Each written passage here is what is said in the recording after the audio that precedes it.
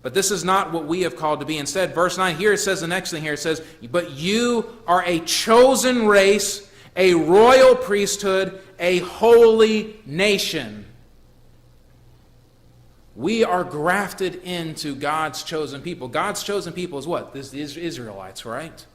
God chose the Israelites. He chose Abraham. He blessed Abraham. Abraham got with Sarah, and of course they had Isaac. Isaac got with Rebekah, and of course then had Jacob and Esau. Jacob got with Rachel and Leah, and then had 12 children. And then from those 12 children, you had the 12 tribes. And so God blessed the nation of Israel. Of course, the nation rejected God, disobeyed God. And God brought in the Babylonians, but of course preserved the tribe of Judah, through whom Christ came. Christ came and redeemed all of mankind. So now what? Now even the Gentiles can be grafted into the true Israel, those who are believing in the promise of God. In the Old Testament, it was the promise of Christ to come. In the New Testament, it is the assurance that Christ has come and has saved us. So if we believe in Jesus Christ, we become part of God's chosen people. The church does not replace Israel as God's chosen people. Instead, the church becomes a part of it. Paul says we are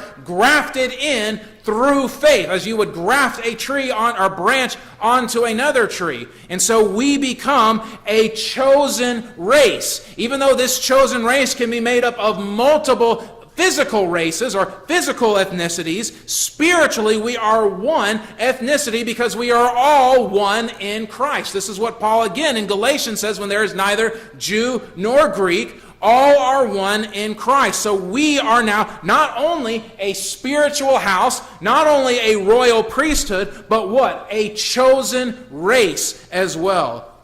A royal priesthood, a holy nation.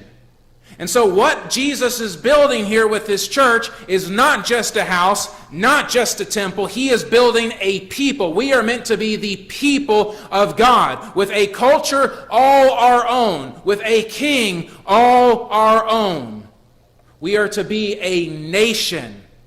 And here Peter mentions the three aspects of society. Martin Luther has talked about this before, where he talks about the three estates that society is built on. It's built off of the home, it's built off of the church, and it's built off of the state, otherwise known as the economia, the ecclesia, and the polis, or the polis. Either way, I've heard it both ways. But anyway, notice here, Peter mentions all three of those. The spiritual house, the royal priesthood, and the holy nation. God is not just calling for us to be in a building that is called a church, but we are meant to be a church in the sense of being a church in our families, being a church in the local church, performing spiritual sacrifices, praises, and the performance of the ordinances, as well as being a chosen nation, a holy nation that is following God.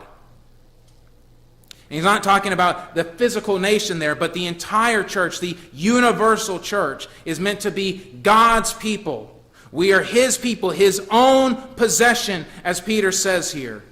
In verse 10 he says, once you were not a people, but now you are God's people. And this should be very encouraging for us, especially if you've come from a time where maybe you haven't had a people of your own.